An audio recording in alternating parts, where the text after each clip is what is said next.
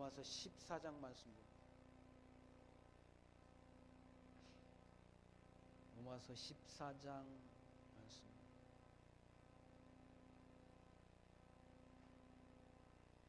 믿음이 연약한 자를 너희가 받되 그의 의심하는 바를 비판하지 말라.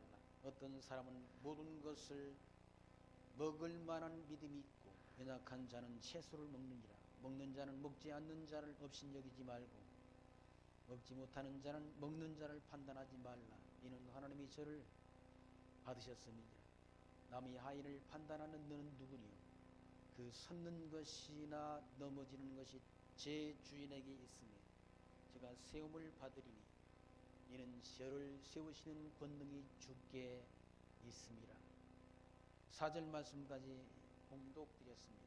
로마서 14장 말씀, 14장 그러니까 12장부터 로마서의 12장부터 이 말씀은 성도들의 생활에 대한 그런 교훈의 말씀입니다. 그러니까 구속받아 하나님의 자녀가 된 구원받 성도들의 신앙생활은 사실은 구원받기 위한 신앙생활이 아니라 구원 얻은 자로서의 신앙생활인데,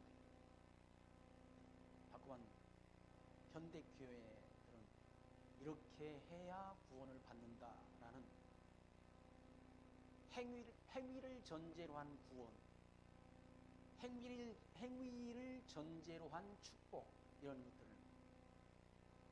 대부분 말하는 것 같아요. 성경은 구원 얻고 못 얻는 것은 이미 창세전 하나님이 정하신 일이고, 그리고 구원 받은 자로서 기독교의 신앙생활, 그러니까 기독교인의 신앙윤리 생활은 구원 받기 위한 것이 아니라 구원 얻은 자로서의 삶을 말한다.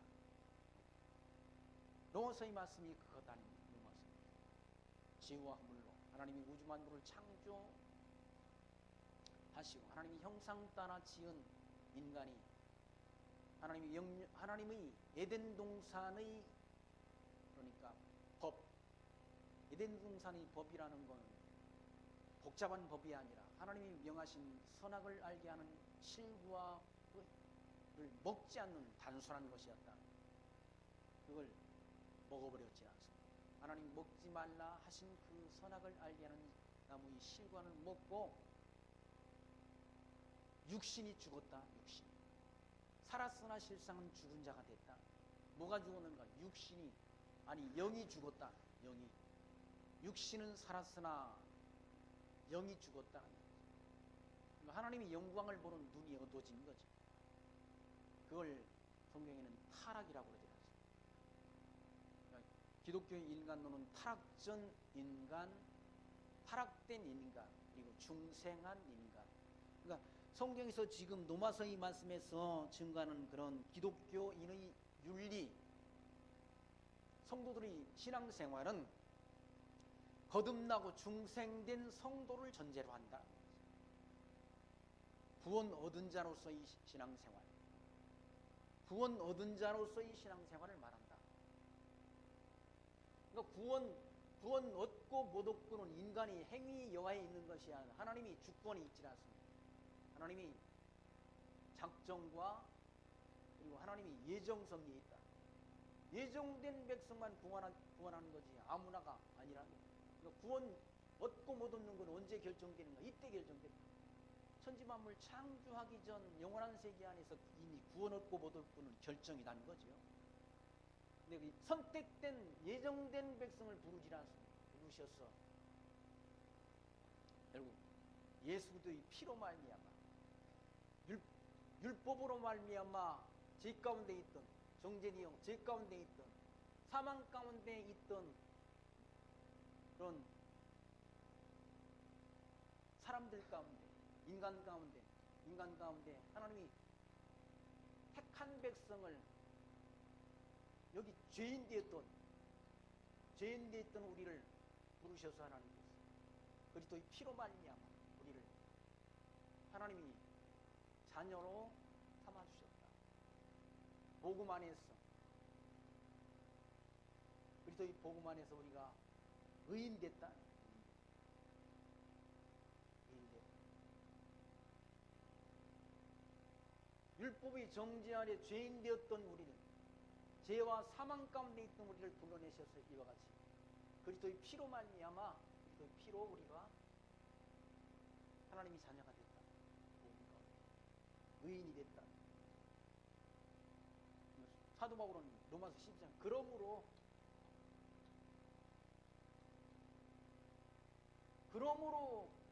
하나님이 기뻐하시고 하나님이 선하시고 기뻐하시고 온전하신 뜻을 분별해서 살아라. 구원 얻은 자로서의 기독교 윤리를 말한다.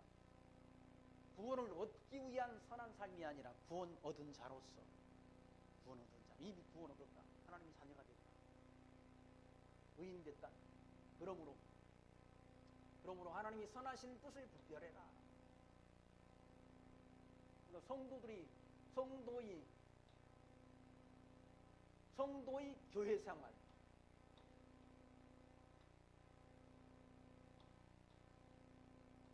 그리고 두 번째는 성도의 사회생활,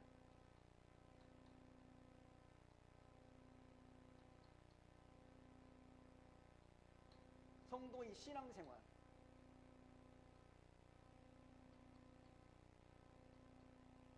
말한다. 12장 이하의 말씀, 하나님이 선하신 뜻을 분별해서 살아가는 삶, 하나님이 선하시고 온전하신 뜻이 무엇인지를 분별하도록 하라라고 말하였습니다. 첫째는 12장 말씀이 그러지 않습니까? 하나님이 주신 영적 예배의 삶은 이 세상 사람 본받지 말고 마음을 새롭게 함으로 변화를 받아 하나님이 선하시고 온전하신 뜻이 무엇인지를 분별하도록 하라라고 일러준다는 거예요. 그러니까 하나님이 영적 예배의 삶은 하나님이 선하신 뜻을 먼저 분별하는 일이란, 뜻 분별, 그리고 하나님이 각자에게 주신 믿음의 분량, 각자에게 주신 믿음의 분량이 다르다는 얘기죠. 믿음의 분량이 작은 자는 교회 안에서 어린 자, 신앙이 어린 자. 그리고 믿음의 분량이 큰 자는 교회 안에서는 신앙이 성숙된 자를, 성장한 자를 가리킨다. 성장한 자. 그러니까 하나님께 주신 믿음의 분량만큼만 생각하라는 얘기죠. 그리고 하나님이 각자에게 주신, 성도들에게 주신 은사가 있다. 은사가. 다 똑같지 않지 않습니까? 다 똑같이. 은사. 다른 말로는 달란트. 세상 사람들이 말하는 저마다의 소질이 있다는 소질. 그걸 뭐 달란트 또는 그 사람이 가진 그런 뭡니까? 은사라고 우리가 말하자. 옛날에 초등학교, 학교 국민교육헌장이라는 게 있었지 않습니까? 책 맨 앞부분에 있습니다. 저마다의 소질을 개발하라는 그런, 저마다의 소질을 개발하는, 그게 은사 따라서 사람마다 자기가 잘하는 게 있지 않습니까? 다 못하는 거 아니잖아요.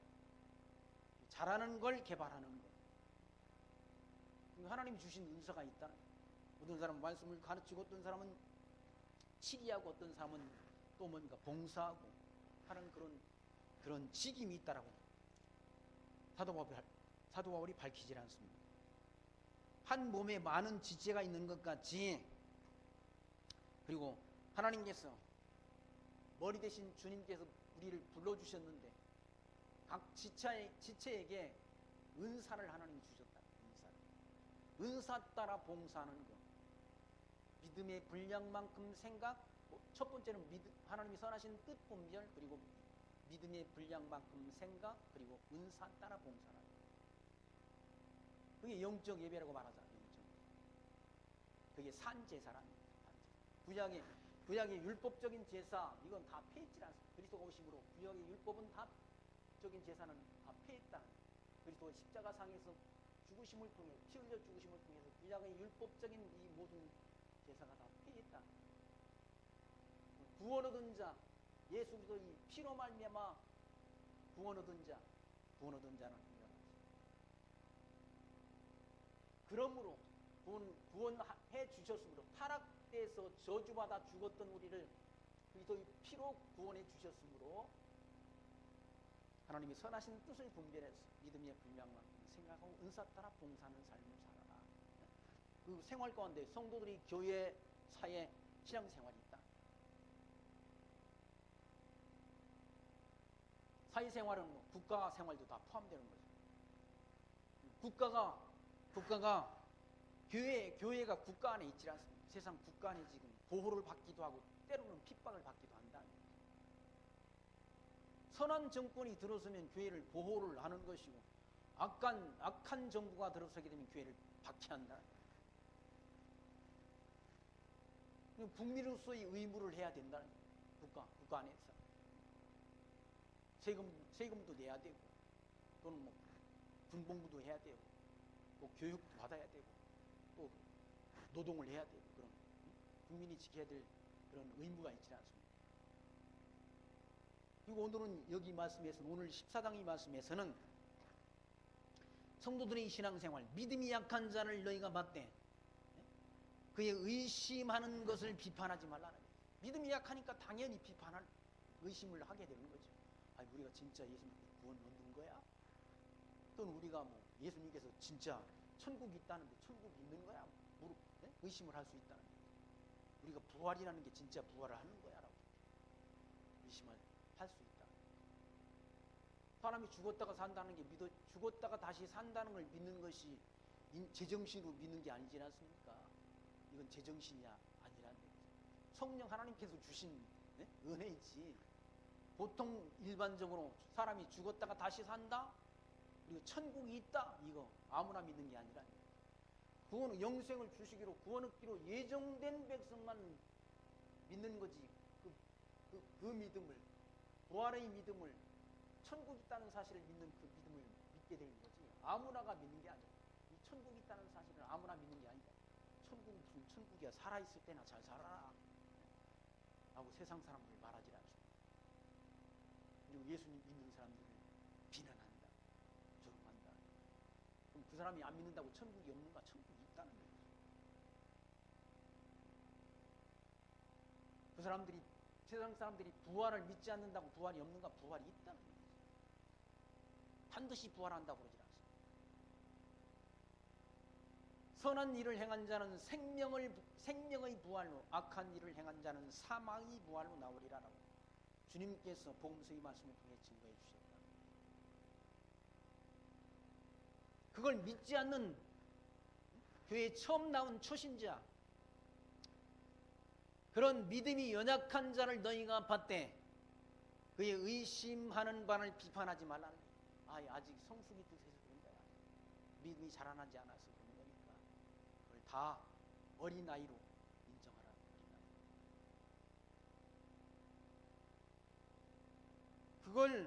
그 말씀을 하면서 2절 말씀에 어떤 사람은 모든 것을 먹을 만한 믿음이 있고 연약한 자는 채소를 먹는다.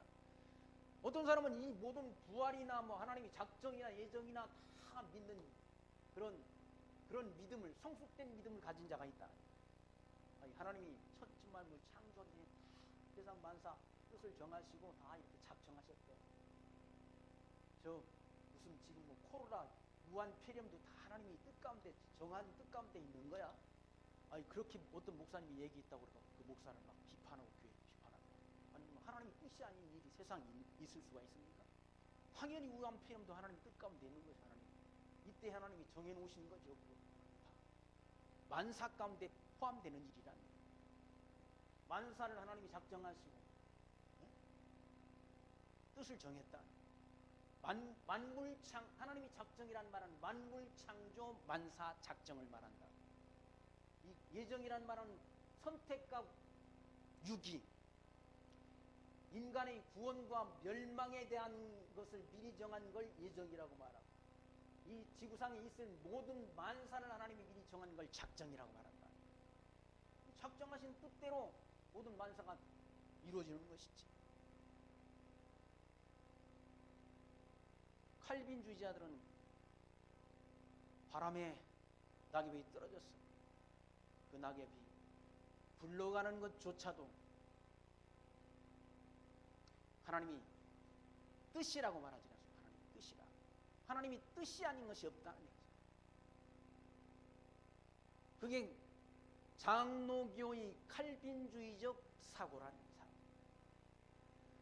이 지구상에서 일어나는 모든 일, 크고 작은 일이 다 하나님이 작정 가운데 포함되어 있다.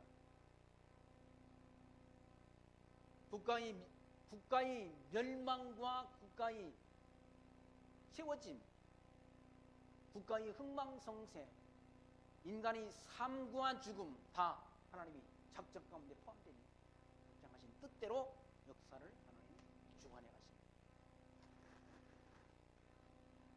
그러니까 그런 모든 하나님의 작정 섭리를 어떤 사람은 믿을 만한 믿음이 있는 것이고 어떤 사람은 모든 것을 먹되 먹을 만한 믿음이 있고 연약한 자는 채소만 먹는다는 얘기죠.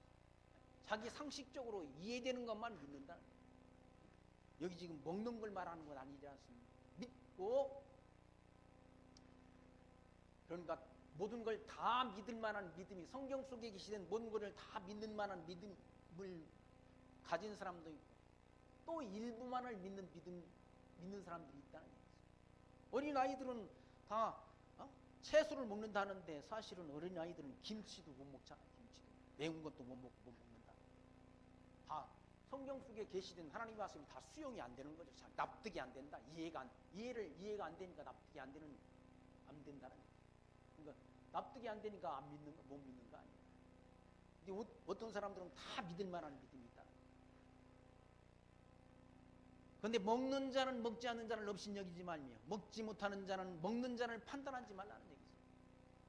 모든 걸 이 성경 속에 계시된 모든 걸 다 믿는 믿음을 가진 자가 이걸 일부만 믿는 자를 비판하고 판단하지 말라는 거죠. 자기가 믿음이 작아서 또 다 믿지 못하는 자가 믿음이 큰 자를 판단하고 그걸 뭡니까? 비판하지 말라는 거죠. 4절 말씀 보시면 남이 하인을 판단하는 너는 누구니요? 그 섰는 것이나 넘어지는 것이 제 주인에게 있음에 저가 세움을 받으리니 이는 저를 세우시는 권능이 주께 있음이니라 라고 말씀합니다. 다 우리는 주님이 지체 나를 세우시는 능력이 성도의 믿음을 주관하는 분이 누군가? 하나님이시라 주님이시라. 그리고 서고 넘어지는 것이 누구의 주관하에 있는가? 하나님의 손에 있다는 거예요. 하나님의 손. 하나님께서 세우시기도 하시고 하나님이 실족해도 하시고 하나님이 넘어지기도 하신다. 성도의 신앙을 주관하는 주관자가 하나님이신 거예요. 인간이 아니라 하나님이 성령 주셔서 성령의 감동을 통해 성령의 감동으로 기록된 성경 말씀을 깨닫는 것만큼 믿음이 장성한다. 믿음이 장성이란 말은 점진적이지 않습니까? 성경 말씀을 깨닫는 것만큼 믿음이 자라난다. 믿음이라는 게 하루아침에 성장하는 게 아니라 점진적으로 깨닫는 것만큼 성경이라는 거는 오늘 봤다고 한 번 봤다고 해서 다 이해되는 게 아니라 오늘 보고 내일 보고 모레 보면 더 다른 것이 보인다는 거예요. 소설책이나 이런 일반 책들은 한 번 보고 두 번 보면 짜증나잖아요. 그런데 성경 말씀은 보면 볼수록 더 깊이가 더 깨달아지질 않습니다. 이게 왜 그런가? 하나님의 말씀이라 그렇다. 오늘 봤을 때하고 내일 봤을 때 깨달음이 달라진다. 살아있는 말씀이라 하나님의 말씀이라 점진적으로 깨닫도록 역사한다. 점진적으로 깨닫는 것만큼 거룩한 삶을 살아가도록 성령 하나님께서 역사한다. 그걸 성화라고 그러잖아요. 성화. 거룩하게 변화되는 걸 말한다. 성화라. 오늘날 신학계에서 성화가 없으면 구원 못 받는다라는 그런 주장을 하는 신학자가 있다고. 그러니까 성화라는 것도 사실은 믿음의 분량만큼 변화되지 않습니다. 어떤 수준의 성화가 도달해야 구원 얻는다라는 그런 말은 성경에 없다는 거죠. 예수님 막 한편에 있던 강도, 양편에 예수님 십자가에 달려 죽으실 때 한편 강도는 예수님을 저주하면서 부인했고, 한편 강도는 그냥 예수님께 신앙 고백을 했지라. 당신이 나라가 임할 때 나를 기억해달라. 주님께서 하신 말씀을 내가 정녕 오늘 나와 함께 낙원에 이르리라 하셨지 않습니까? 잠깐 믿고도 구원 얻을 수 있다는 거죠. 구원 얻고 못 얻는 걸 인간이 눈으로 판단할 수는 없다. 믿음이 반드시 커야 성경 말씀을 다 알아야 구원 얻는 것도 아니라는 거죠. 하나님이 택한 백성은, 이때 구원 얻기로 예정된 백성은 다 구원 얻도록 되어 있다는 거죠. 성경 우리가 뭡니까? 사도행전 말씀에 영생을 주시기로 작정된 자는 다 믿더라라고 이렇게 되어 있지 않습니까? 영생을 주시기로 작정된 자는 다 이 복음 진리가 전파되는 시대에 다 믿고 구원을 얻도록 성령 하나님께서 역사하신다. 그러니까 믿음이 작은 자도 하나님이 택했으면 구원 얻는 것이고, 다 구원이라는 것이 하나님이 주권에 있는 것이지 인간의 행위 여하에 있지 않다. 4절 말씀에 남의 하인을 판단하는 너는 누구니요? 그 섰는 것이나 넘어지는 것이 제 주인에게 있다. 주인에게 있다나 주님께 있다는 얘기죠. 저를 세우시는 권능이 주께 있음이라.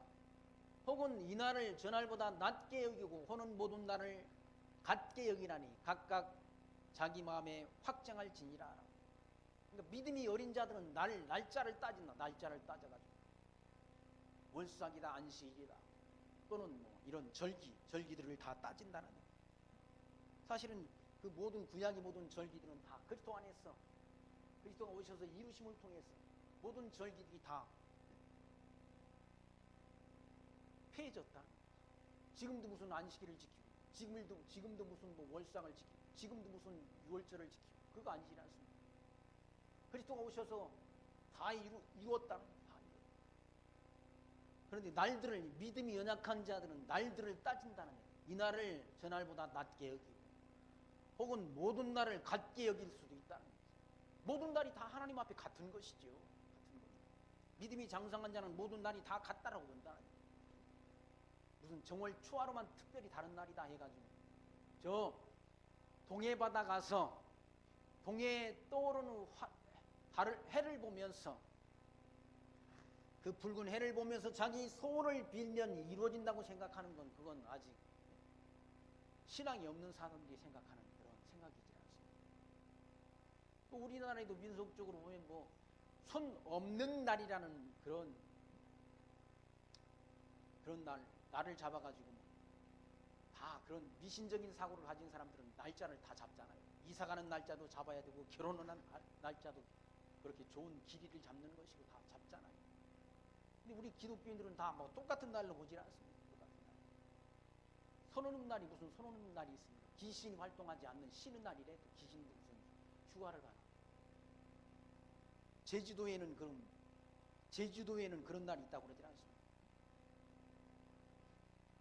제주도에는 신구간, 그러니까 신구간이라는 게 뭘 말하는가? 그러니까 구신과 새로운 신,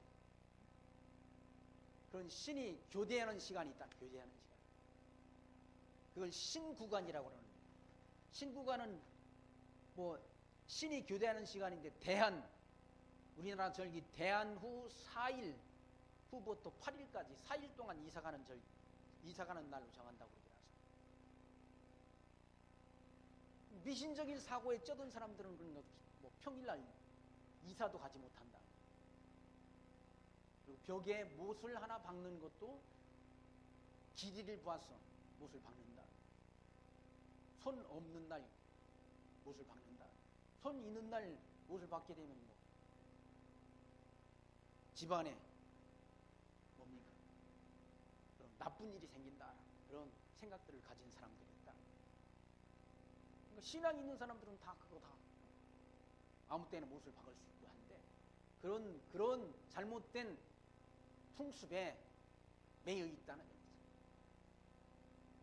신앙이 어린 사람들은 다 이런 뭐 율법 안에서의 그런 절기 그런 것들을 지켜야 된다는 그런 생각들을 가진 사람들이 있다. 사도 바울은 갈라디아서 10장 4장 10절에서 너희가 날과 달과 절기와 해를 삼가 지키니 내가 너희를 위하여 수고한 것이 헛될까 두려워하노라. 형제들아 내가 너희와 같이 되었은즉 너희도 나와 같이 되기를 구하노라 라고 일러준다. 그리스도 안에서 다 보고 율법의 정지로부터 우리를 불러서 죄인 됐던 우리를 다 그리스도의 복음 안에서 의인되게 해주었다. 구약의 율법적인 그런 나를 지키고 달을 지키고 절기를 지키고 해를 지키는 것 다 이거 그리스도 안에서 폐해진 일이란 절기들이란 그리스도 오셔서 다 이루어졌는데 또다시 나를 지키고 달을 지키고 안식일을 지키고 월삭을 지키고 또 절기를 지켜야 된다고 주장하는 사람들은 아직 그리스도의 복음 안에 그리스도의 복음을 밝히 깨닫지 못한 사람들이지. 믿음이 약한 사람들이라는 거죠.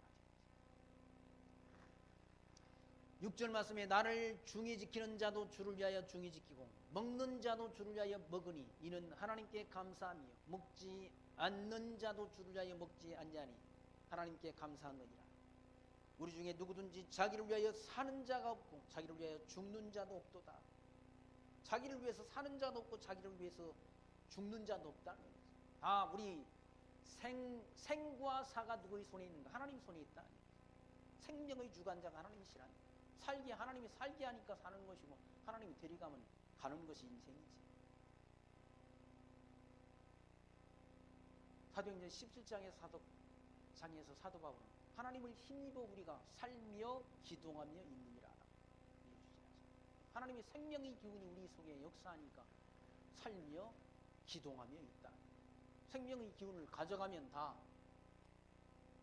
사람들은 다 늙어서 죽지 않습니다. 늙어 기운이 다 빠져서 죽는다. 기운이 빠져 죽지 않습니다. 그 기운을 누가 하나님이 다 가져가시니까 죽는다. 우리 삶도 우리 죽음도 누구의 손 안에 있는가? 하나님의 손 안에 있다. 우리가 살아도 주를 위하여 살고 죽어도 주를 위하여 죽나니 그러므로 사나 죽으나 우리가 주의 것이라. 이를 위하여 그리스도께서 죽었다가 다시 살으셨으니 곧 죽은 자와 산 자의 주가 되려 하심이라. 그리스도가 오셔서 십자가에 죽으시고 살아나셨다. 율법의 저주 아래 있는 우리를 살려서 그리스도의 복음 안에 있게 하시고 죄인 되었던 우리를 그리스도 안에서 의인 삼아주셨다. 십자가에 달려 죽으심을 통해서 우리를 구원해 주셨다. 하나님이 자녀가 되도록 역사하셨다.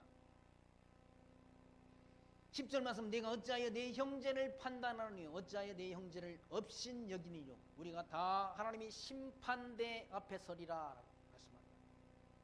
형제 그리스도 안에서 부름받은 그리스도의 복음 안에서 예정된 백성들 가운데 믿음이 적은 자를 판단하고 믿음이 적은 자를 업신 여기고 하는 거 아니란 거예요. 가난하다고 능력이 없다고 업신 여기고 야고보 사도가 그러지 않습니다. 야고보 사도 좋은 옷을 입고 온 사람한테는 높은 자리에 앉으라. 좋은 자리에 앉으라. 가난한 자가 남루한 우차로 오니까 앉았든지 섰든지 내 마음대로 하라고 생겨쳤고 그건 악한 일이라는 거예요. 악한 일. 하나님은 부자들을 위해서 죽으신 게 아니라 부자들만을 위해서 죽으신 게 아니라 하나님이 택한 백성들을 위해서 죽으시는 것이지. 가난한 자나 부한 자나 다 하나님이 택한 백성을 위해서 십자가의 고난을 당하신 것이지.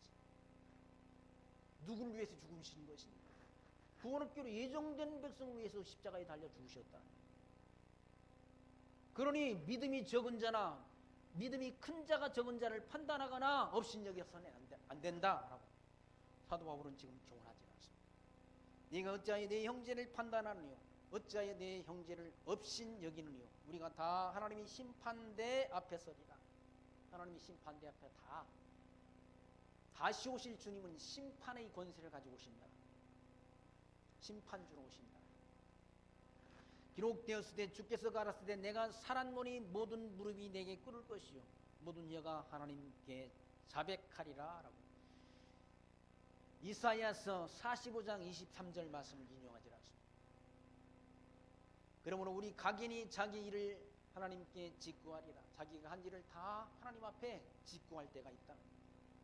하나님 다 아시지 않습니까? 우리를 다 하나님이 아신다. 심판대 앞에 서기 전 하나님 우리를 다 아신다. 우리 마음의 생각까지도 다 알고 계신다. 하나님이시라. 세상 재판관들은 다 그걸 몰라가지고 다 재판관 앞에서 다 거짓으로 재판관 앞에 가면 다 선서하잖아요. 거짓말 안 하게. 거짓말 안 하겠다고 순서 이루고 다 거짓말하잖아요.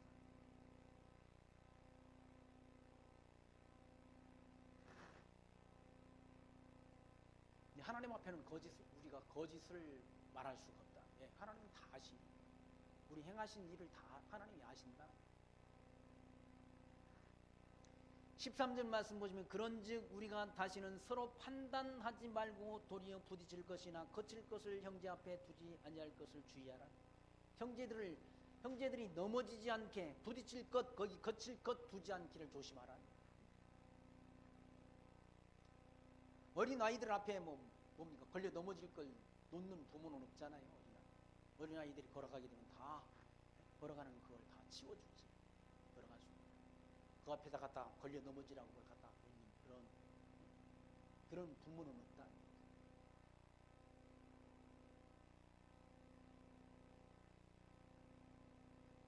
부딪힐 것, 걸려 넘어질 것 형제 앞에 두지 말라. 그걸 주의하라. 그걸 조심하라.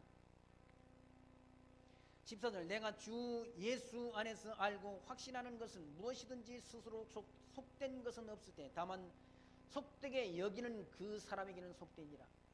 그리스도 안에서 모든 것이 속된 게 없다는 얘기지. 속된 건 다 없다. 속되게 생각하는 그 사람에게만 속되다.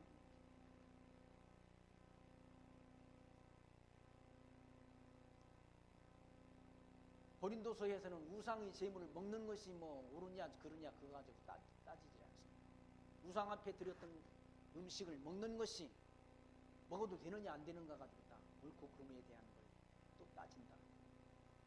믿음이 장성한 자는 우상의 제물 먹어도 된다는 얘기죠.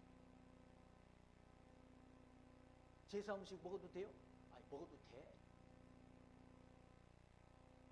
근데 마음에 꺼리 깊으면 안 먹는 것이 좋다는 거예요. 중국 사람들은 다 먹는다고 그러죠. 하늘에 날아다니는 건 비행기 빼고 다 먹고 바닷속에 있는 건 잠수함 빼고 다 먹는다. 광지 때문에 이게 생겼다는 그런 말도 있잖아요. 진짜인지 가짜인지.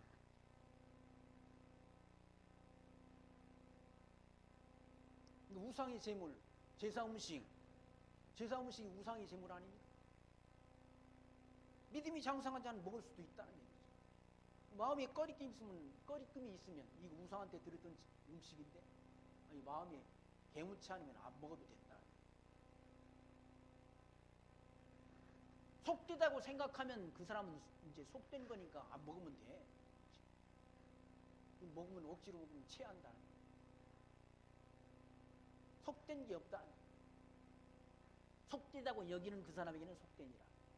만일 식물을 인하여 내 형제가 근심하게 되면 이는 내가 사랑으로 행치 아니함이니라. 그리스도께서 대신하여 죽으신 형제를 내 식물로 많게 하지 말라. 저런 거 먹지 말아야 되는데, 돼지고기는 먹지 말아야 되는데, 왜 구약의 성경에 다 돼지고기는 먹지 말아 했지 않습니까? 정결한 짐승만 먹으라고 그랬다. 양이나 염소나 송아지나 비둘기 이런 것들을 이스라엘 백성들에게 먹게 했다. 돼지 이런 거 먹지 말라. 부정한 짐승으로 부려진다. 근데 지금 돼지고기 안 먹는 기독교인들이 있습니까? 다 먹어도 된다는 얘기죠. 믿음이 어린 자가 그거 먹으면 안 되는데 하면 그 믿음이 어린 자를 위해서 먹지 않는 것이 덕을 세우는 일이다. 덕을 세운다는 것은 믿음이 성숙된 자가 믿음이 어린 자를 향해서 행하는 신앙적 행위가 건덕생활이에요. 건덕. 덕이 세워지고 무너지는 것은 믿음이 성숙된 자가 믿음이 어린 자를 향해서 덕을 세우기도 하고 덕을 무너뜨리기도 한다. 믿음이 어린 자가 의심하게 되면 그걸 안 먹는 것이, 그 음식을 안 먹는 것이 덕을 세우는 일이란 거예요. 그래서 사도 바울은 이와 같이 만일 식물을 인하여 내 형제가 근심하게 되면 아이 저건 먹지 말아야 되는데 왜 먹지? 하는 그런 생각을 갖고 있는 형제가 있으면 그 사람 앞에서는 안 먹는 것이 덕을 세우는 일이란 거예요. 네가 사랑으로 행치 아니함이라 그리스도께서 대신하여 죽으신 형제를 내 식물로 망하게 하지 마라. 너희가 먹는 것 그 절제 못해가지고 그 형제를 망하게 하지 마라. 먹어도 된다는 얘기죠. 먹어도 되지만 그 어린 성도를 위해서 안 먹는 것이 덕을 세우는 일이 된다. 16절 그러므로 너희 선한 것이 비방을 받지 않게 하라. 너희 선한 것이 비방을 받지 않게 하라. 하나님이 나라는 먹는 것과 마시는 것이 아니 오직 성령 안에서 의와 평강과 희락이라 라고 일러주지 않습니다. 하나님이 나라는 육신의 양식 먹고 안 먹는 것 그것 가지고 그런 것 가지고 세워지는 나라가 아니라는 거예요. 하나님이 나라는 오직 성령 안에서 의와 평강과 희락, 기쁨이란 성령 안에서 성령 하나님이 주신 은혜 안에서 하나님이 선하신 뜻 분별하는 일 그리고 그 뜻 안에서 평강을 누리는 일 그리고 기쁨을 누리는 일이란 이로써 그리스도를 섬기는 자는 하나님께 기뻐하심을 받으며 사람에게도 칭찬을 받느니라 라고 일러주지 않습니다. 그렇게 하는 하나님이 선하신 뜻을 분별하는 삶을 통해서 그리스도를 섬기게 된다는 얘기예요. 그리고 그리스도를 섬기는 일이 되고 하나님께 기뻐하심을 받으며 사람에게도 칭찬을 받는 세상 사람들한테도 교회 성도들한테도 칭찬을 받는 일이 된다. 하나님이 선하신 뜻을 분별하지 않고 신앙이 어린 자들을 살펴보지도 않고 자기가 원하는 대로 자기 마음대로 자기 멋대로 행하는 그것은 곧 하나님을 성령을 근심하게 하는 일이고 하나님께로부터 칭찬받을 수 없는 것, 사람에게도 칭찬을 받을 수 없는 이러므로 우리가 화평의 일과 서로 덕을 세우는 일을 힘쓰나니라고 하지라. 덕을 세우는 일을 힘쓴다. 신앙이 어린 자와 신앙이 성숙된 자와의 화평을 이루는 일과 덕을 세우는 일을 힘쓴다. 덕을 세우는 일을 건덕이라고 해요. 건덕생활이라고 해요. 건덕생활은 하나님이 선하신 뜻을 분별해서 신앙이 어린 자를 돌보고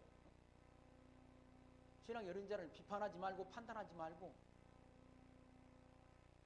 그를 잘 하나님께로 이렇게 신앙이 성숙되도록 돕는 그 일을 하는 일이 신앙이 성숙된 자가 신앙이 어린 자에 대한 덕을 세우는 일이란 신앙이 어린 자한테 넘어지게 자빠지게 그 앞에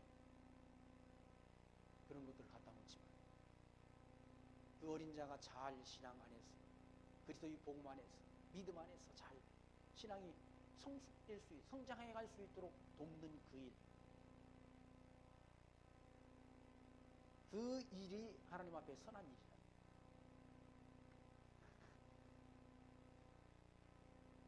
모든 일을 교회 안에서 서로 덕을 세우는 일을 힘쓴다. 식물을 인하여 하나님의 사업을 무너지게 말라. 만물이 다 정하되 꺼리낌으로 먹는 사람에게는 악하니라 라고 말한다. 꺼리낌이 있으면 먹지 마라. 우상이 제물인데 이거 돼지고기인데 예수 믿는 사람이 먹지 말아야 되는데 유대인들은 아직도 지금 이스라엘 백성은 돼지고기 안 먹잖아요. 왜? 율법을 철저하게 지킨다. 율법 안에서 사는 자. 고기 먹은 그릇과 우유 먹은 그릇과 그릇까지 싱크대를 분리해가지고 그걸 담근다고 그러잖아요. 철저하게 율법을 지킨다. 이스라엘 백성들. 왜 그런가? 아직도 율법 아래, 율법 밑에 있다. 저 가나안 땅에 있는 지금 이스라엘 백성들은 아직도 율법 밑에 있다. 그리스도가 오셔서 십자가에 달려 죽으신 지가 2000년이 넘었는데 아직도 율법 밑에 있다. 그러니까 아직도 율법의 정지 아래 있는 거지. 식물을 인하여 하나님의 사업을 막 무너지게 말라나. 자빠지게 하지 말라. 만물이 다 정하되 꺼리낌으로 먹는 사람에게는 악하니라. 고기도 먹지 않냐고 포도주도 마시지 않냐고 무엇이든지 내 형제로 꺼리끼게 하는 일을 아니함이 아름다우니라라고 말하잖아요. 형제가 뭐 꺼리낌이 있는 것 같으면 고기도 먹지 말라는 거예요. 포도주도 마시지 말고 안 하는 것이 아름답다. 사도 바울이 그렇게 말하잖아요. 사도 바울은 고린도전서 8장 12절에 이같이 너희가 형제에게 죄를 지어 그 약한 양심을 상하게 하는 것이 곧 그리스도에게 죄를 짓는 것이니라. 신앙이 약한 자들의 양심을 마음을 아프게 하는 것, 그것이 그리스도에게 죄를 짓는 것이라니. 그러므로 만일 식물이 내 형제로 실족해 하면 나는 영원히 고기를 먹지 아니하여 내 형제를 실족치 않게 하리라고 말한다. 그 고기 먹는 것 때문에, 사도 바울이 고기 먹는 것 때문에 그 형제가, 믿음이 약한 형제가 실족하게 된다면, 상처가 된다고 한다면 나는 평생 영원토록 고기를 먹지 않겠다 라고 말한다. 그게 건덕 생활이야. 건덕 생활. 신앙이 성숙된 자의 건덕 생활이라.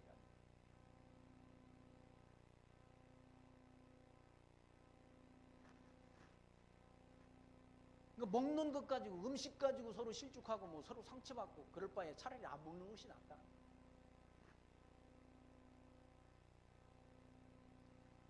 그래서 21절 말씀, 고기도 먹지 않냐고 포도주도 마시지 않냐고 무엇이든지 내 형제로 꺼리끼게 하는 일을 아니함이 아름다우니라. 신앙이 어린 자가 다 꺼리끼게 되는 그 일, 그걸 안 하는 것이 아름다운 일이야. 그것이 거룩한 하나님의 뜻을 분별해서 하는 영적 예배의 삶이라 일러주지 않습니다. 22절 말씀, 내게 있는 믿음을 하나님 앞에 스스로 가지고 있으라. 내게 있는 믿음, 하나님이 주신 믿음, 그거 잘 가지고 있으라. 믿음 팽개치지 말고 믿음 잘 간직하고 있으라. 그리고 자기의 옳다 하는 바로 자기를 책하지 아니하는 자는 복이 있도다라고 일러주지 않습니다. 그러니까 하나님이 선하신 뜻을 잘 분별해서 성경이 말하는 기독교의 올바른 신앙을 갖고 있는 그 자는 복이 있다는 것이죠. 그러면 책망받을 일이 없지 않습니다. 성경 속에 계시된 하나님이 선하신 뜻을 옳게 분별해서 얻은 그 가진 믿음, 그 하나님에 대한 지식, 그건 남한테 판단받을 일이 없다는 거예요. 비판받을 일이 없다는 거예요. 그런 자는 복이 있다고 일러주지 않습니다. 어떤 사람들은 잘못된 생각을 갖고 있기도 하지 않습니다. 잘못된 생각. 성경적이 아닌 잘못된 생각을 가진 사람들이 있다. 그리고 그런 사람들은 언젠가는 성경적으로 바르게, 성경의 바른 해석에 의해서 바른 신앙으로 돌아와야 된다. 하나님이 선하신 뜻을 옳게 분별해서 가진 올바른 신앙, 올바른 신학에 의한 올바른 신앙을 가진 자는 복이 있다라 말씀합니다. 왜? 후회라도 판단받거나 비판받을 일이 없다.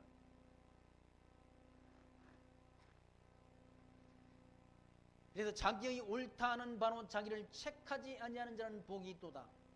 의심하고 먹는 자는 정죄되었나니 이는 믿음으로 쫓아 하지 아니한 연고라. 믿음으로 쫓아 하지 아니하는 모든 것이 죄니라라고 일러주리라.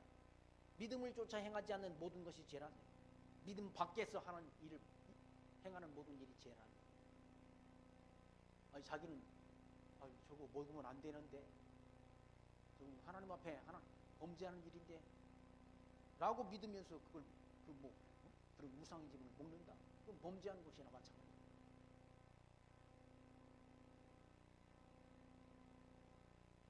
그러니까 믿음의 분량,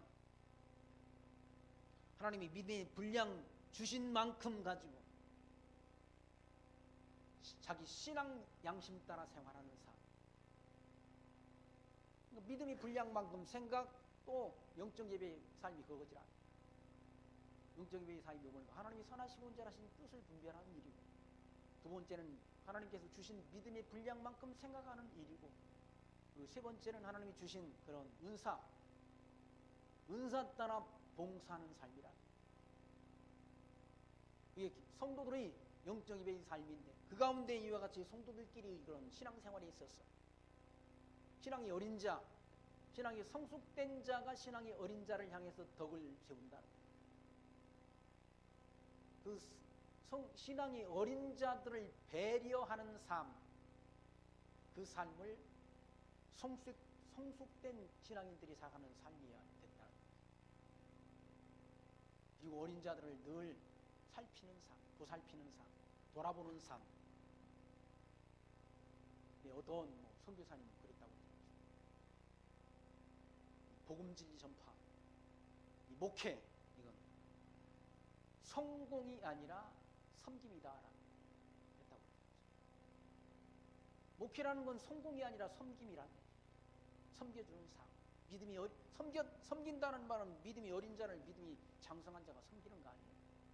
믿음이 큰 자가 믿음이 작은 자한테 섬김을 받는 것이 아니라, 교회는 믿음이 성숙된 자가 성장한 자가 어린 자를 섬기는 삶이다. 바로 성도들이 신앙생활이란 바로 이러한 삶이라는 사실을 사도 바울을 통해서 주님께서 이와 같이 로마서 14장의 말씀을 통해서 교회 안에는 믿음이 어린 자도 있고 믿음이 장성한 자도 있다는 거죠. 믿음이 장성한 자가 믿음이 어린 자를 판단하지 말고 비판하지 말고, 또 믿음이 작은 자도 믿음이 큰 자를 판단하지 말고 서로 조화를 이룹니다. 믿음이 장성한 자는 믿음이 어린 자를 보살피고 돌아보는 그런 삶을 통해서 교회가 성장되어져 간다는 사실을 우리에게 교훈해 준 말씀을 우리가 이 시간 확인했습니다. 이 땅에 살아가는 동안 우리에게 주신 하나님이 선하신 뜻을 말씀을 통해 분별하고, 우리에게 각자에게 주신 믿음의 분량만큼 생각하고, 하나님이 주신 각자에게 주신 은사 따라 봉사하는 삶을 통해 그리스도의 몸된 교회를 세워가는 그 일에 같이 힘을 모아 충성하는 그런 성도들의 삶이 있게 되기를 함께 소망합니다. 말씀하십니다. 기도합니다. 하나님 감사합니다. 오늘 또 로마서 이 말씀을 통해서 구원 얻은, 그리스도의 핏값으로 구원 얻은 하나님이 택한 백성들이 어떻게 생활해야 되는가를 교훈받게 하신 하나님 감사합니다. 이 세상 살아가는 동안 하나님이 선하시고 온전하신 뜻을 말씀 통해 잘 분별하게 하시고, 우리에게 각자에게 주신 믿음의 분량만큼 봉사하는 삶을 통해 하나님 앞에 합당한 영광, 찬송과 존귀를 드리며 살아갈 수 있는 신앙생활을 해갈 수 있도록 성령 하나님께서 우리 각자의 심령 속에 함께 역사하셔서 하나님이 선하시고 온전하신 뜻을 이루어 가게 하옵소서. 예수님 이름으로 기도합나이다. 아멘. 찬송